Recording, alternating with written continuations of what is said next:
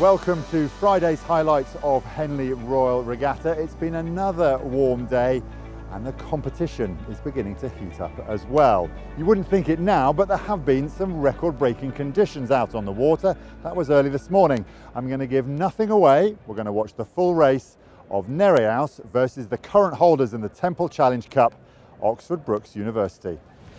Race 11, this is the heat of the Temple Challenge Cup, Oxford Brookes University against Nereus on the Holland.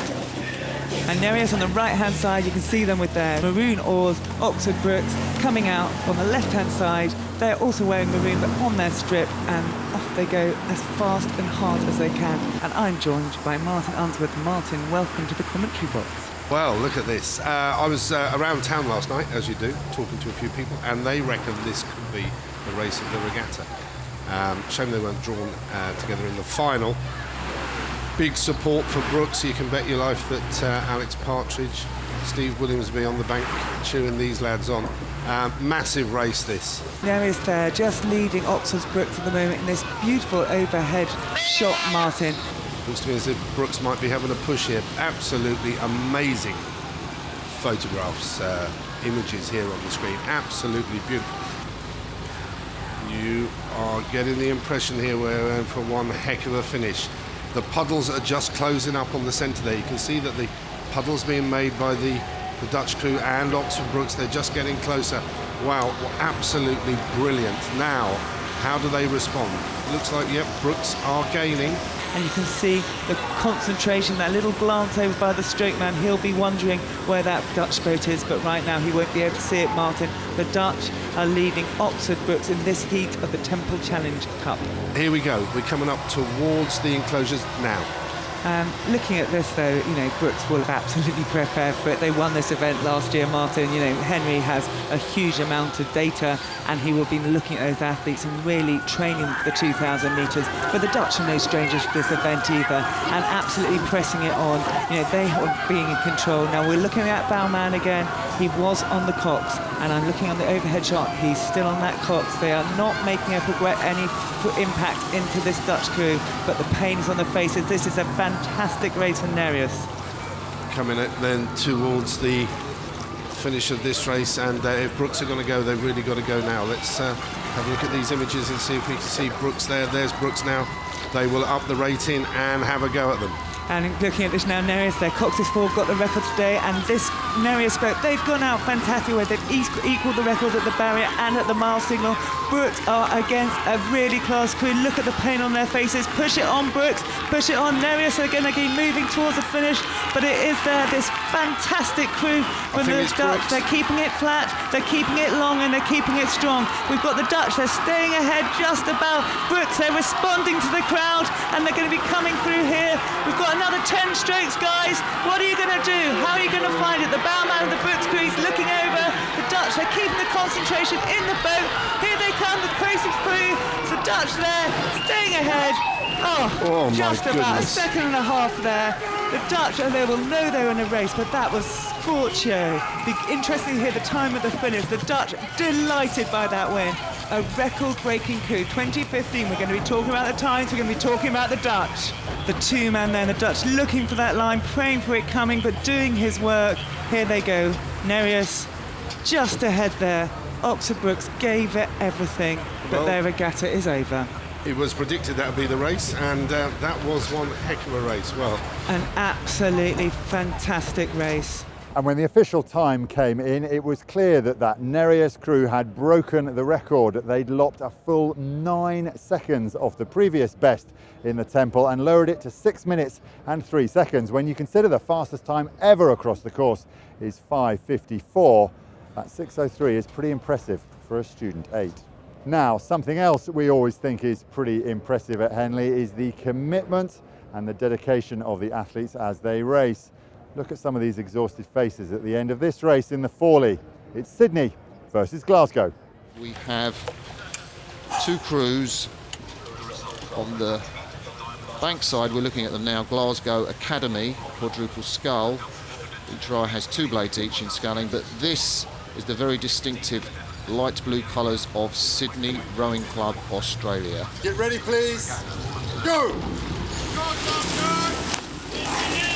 Clean start from both crews there. Evenly matched here out of the blocks. Glasgow being asked to fix their steering there. They've just drifted into the middle, but Sydney with the early advantage. So, as you look at them, it's Sydney Rowing Club in light blue. They're 1 length in front of the boys from Glasgow Academy with the purple blades. I'm looking at the Sydney boys, and I think I wish I could scull as well as them, but I think that front end could be a little more cultured. They've got a good dry phase of the stroke, Sarah. Yeah, very interesting to see what's starting to unfold here. It looks as though the crews are almost drawing level with one another with the view that we just had. A little difficult to tell from this angle, but it looks very close at this stage. The Glasgow crew with their rate a little bit higher, a little bit more of an aggressive style. The Sydney Rowing Club crew with a little bit more power on board. They're a little bit heavier, coming in at around 13 stones and 7 pounds on average. Glasgow around 12 stones, 4 pounds. So a little bit heavier, a little bit more power in that Sydney boat. And they look just a little bit more relaxed, whereas that Glasgow crew looking so aggressive as we saw them out of the blocks yesterday. So I'm not surprised to see them now being tested for the first time in this regatta, that they're still holding that certainly high rating and looking like they're starting to strain just a little bit now as they're feeling the pinch from the Sydney Rowing Club crew, who's still maintaining 3/4 of the boat length lead as they come past the Thames Rowing Club. And we expected them to be strong, but they're certainly starting to make pretty good work of the Glasgow crew, but they're not having it all their way. Glasgow looking very aggressive all the way down the track here. So you can see how close it is there, ladies and gentlemen. Sydney Rowing Club in light blue, closest to us. The Scots from Glasgow Academy, and they are in touch. This could be a fantastic finish for this race. There's about 300 metres to go. And it's Sydney who have led this race from the start. But what about the pain on the face of Gavin Horsburgh there? And a little look from the man behind him just to put his... He's shouted to his crew, Sarah. They're absolutely going for it here. They've pumped the rate up. You can see them sucking the air in. Boy, are they in pain. They've done this race the hard way, but they are not letting Sydney run away with it. I think Sydney look more composed, but they need to respond in order to cover this huge surge from the Glasgow crew, who are not going down without a fight. Sydney's still looking very composed, but the bowman, Max Brenner, he's only 16 years of age, the youngest member at Sydney Rowing Club. He called up to his crew. Another look from him. He can see that Glasgow look like they have the advantage. So we come up to the finish. What a race. I think Glasgow may have gone through, but it could be the camera angle. We'll have to wait and see it pans out. That is a heroic effort from the Scots, if that's the case. Sydney's still at 35 strokes a minute, and Glasgow have the advantage as they come up to the finish. It's Glasgow Academy, the Scots in purple. I think they will take this tremendously exciting. What a sprint finish. They are going to be exhausted. Glasgow do take it. It's deflation for Sydney, but an amazing last-minute sprint. So Glasgow Academy take that very exciting heat of the Frawley Challenge Cup. Congratulations. If you're watching rowing for the first time, it can get a bit confusing with the different classifications and categories of all the different boats. Let's try and make it simple. Let's start with sculling. That's a boat where you've got an oar in each hand, and the smallest of those boats is the single scull. You can have a double scull as well, and we've seen some of the doubles racing today. And in the last 2 or 3 days, we've seen the quad sculls as well. So that's 4 people with an oar in each hand. Now, technically, rowing is 1 oar each. It goes either to the right or the left. The smallest boat for that is the coxless pair. And the coxless pair event, there's only one. It's the goblets, and that happens at Henley. And if you win, you get a silver goblet to keep. I've got a few of those after winning with Steve Redgrave and James Cracknell. Next up from the pair, you go into the 4. That can be a coxless 4 or a coxed 4.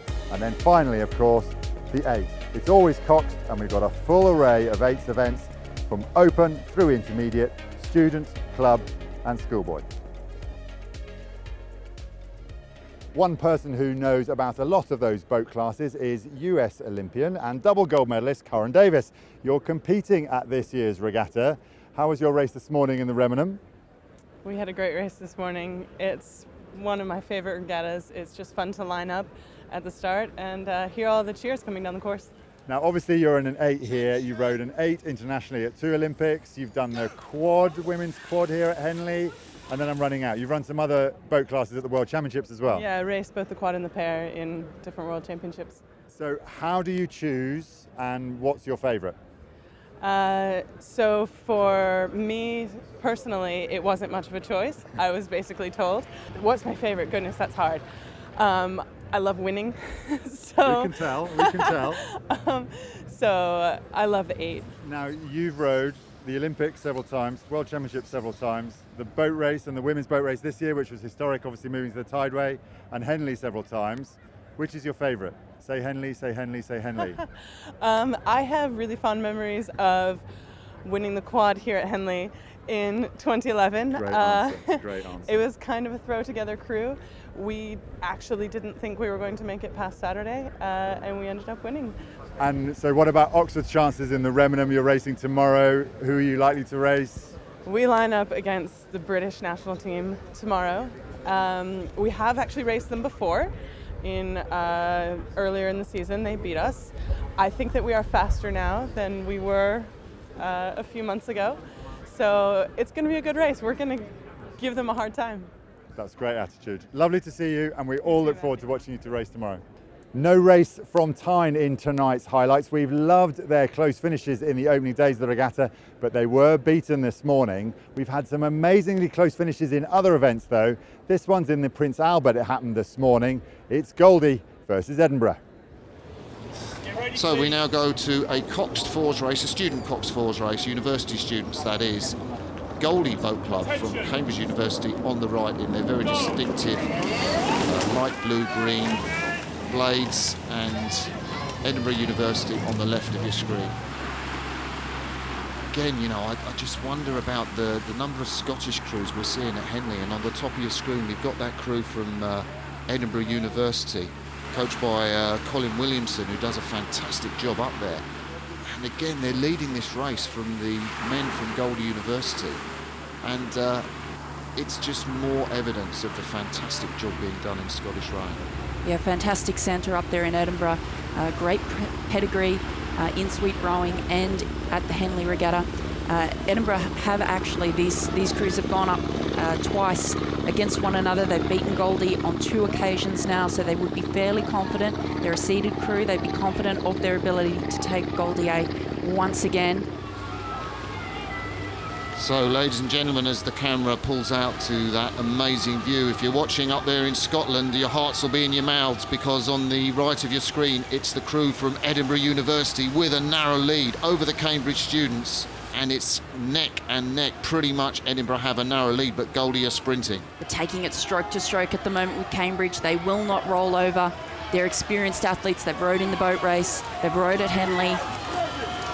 And this is a final. Every race that you come up in these races is a final. You don't know what you're going to get. It doesn't matter what the previous form has been necessarily. Anything can happen on this course. It's such a special regatta, such a special piece of water, and you know to expect the unexpected in these match races. I think Goldie are moving over towards the Edinburgh crew. Will get a shot from the finish. It's a very tight race, and the cox of the Goldie Boat Club crew, Ramabassan, Hugo Ramabassan has urged his crew on. He's looking across now, but I think Edinburgh have answered them, and the Scots seem to have the rub on this brilliant day where records are tumbling.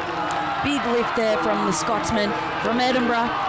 They've made a huge move in the last couple of 100 metres. It looks like they've taken the advantage just over Goldie. A little bit difficult to tell here, but boy is it close. Both crews going stroke to stroke down to the line.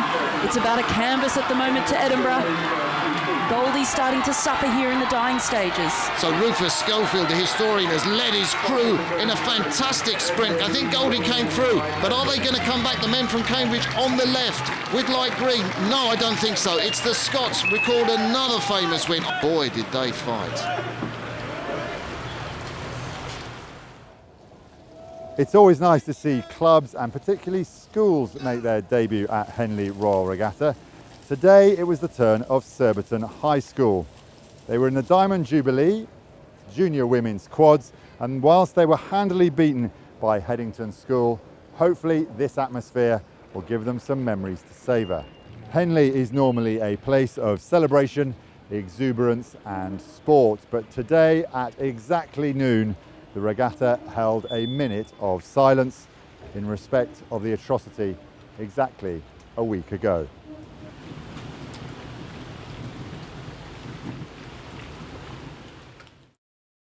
Friday is getting towards the business end of Henley Royal Regatta, and that's definitely true in the Princess Elizabeth, the Schoolboy 8s. According to towpath gossip, Westminster School are considered one of the hot favourites for the Princess Elizabeth.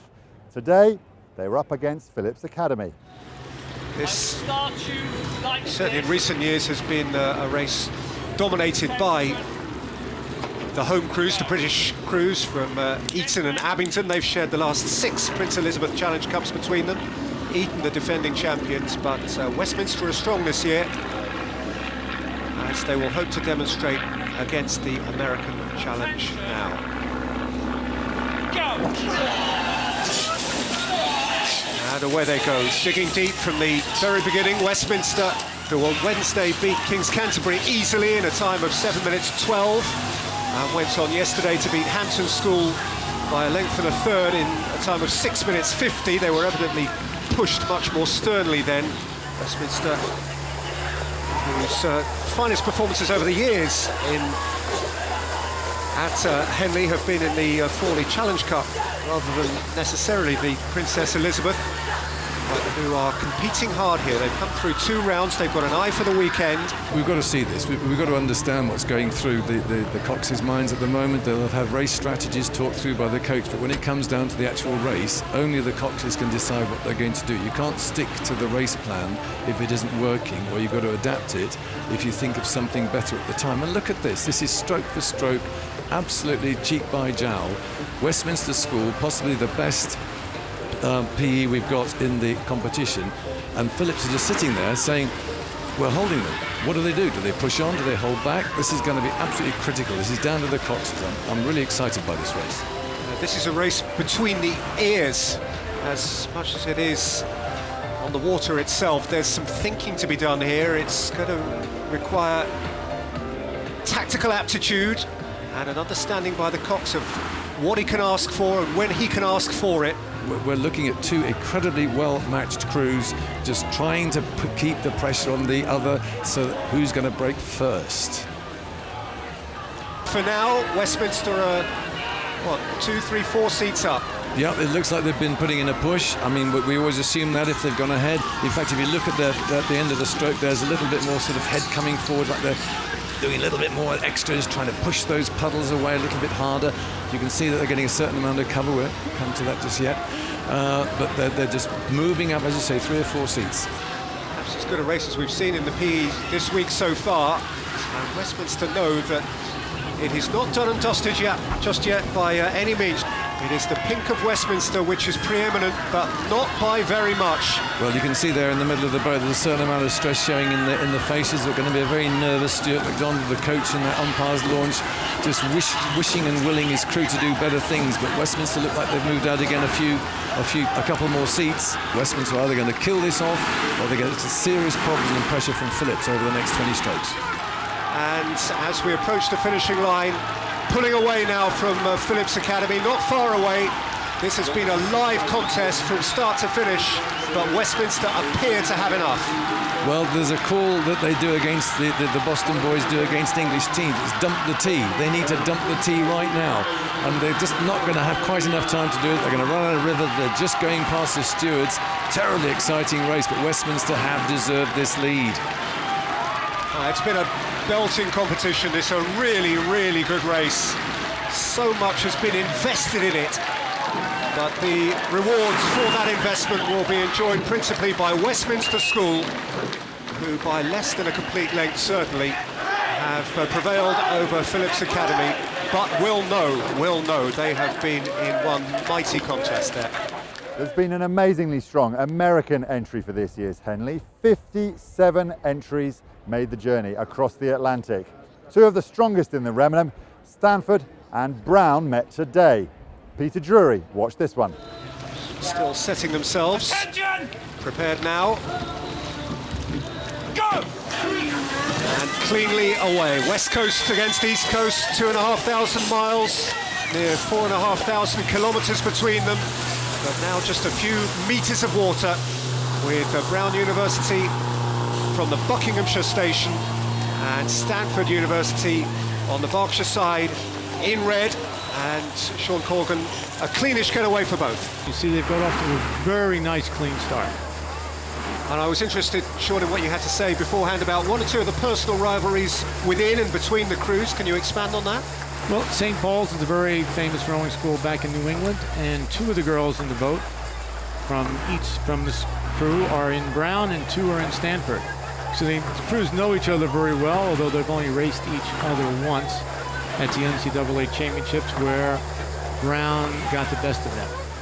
And Brown has settled into a nice rhythm, really levering the boat past the oars. The drone was showing us some great shots. It's really developing to a race now. Brown has not been able to get clear water. And Stanford is rowing a slightly longer stroke and able to stay with them. I think we'll see some exciting action here in the second half of the race. But it looks like Brown, the stroke girl, was just looking over, sizing up as they head into the stewards. She's deciding when to take the sprint. It looks like she will be doing that call instead of the coxswain. And here comes Stanford. And this is some race. Stanford are putting on a rush now, and Brown are going to have to hold it off. It's a terrific contest. I think Brown have just about enough, but they are being examined in a really searching way. They're having to dig phenomenally deep. This has been a monumental effort by Stanford to try and reel in the deficit.